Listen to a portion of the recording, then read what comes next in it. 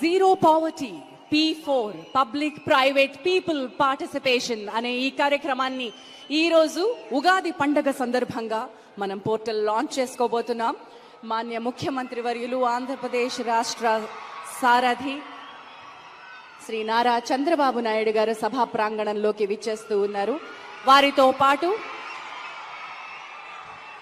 Honourable deputy chief minister of Andhra Pradesh Shri Konidela Pawan Kalyan garu కూడా సభా ప్రాంగణంలోకి అడుగు పెడుతూ ఉన్నారు. ఈ సారథులిద్దరికీ సాదరంగా స్వాగతం పలుకుతూ ఈరోజు నిజమైన పండగ.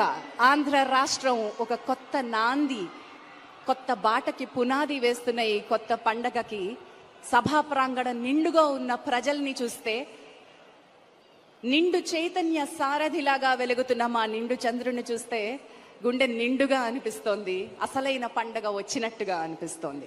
మాన్య ముఖ్యమంత్రి వర్యులకి సభా ప్రాంగణంలోకి స్వాగతం పలుకుతూ వారిని ఆసీనులు కావాల్సిందిగా కోరుతున్నాం.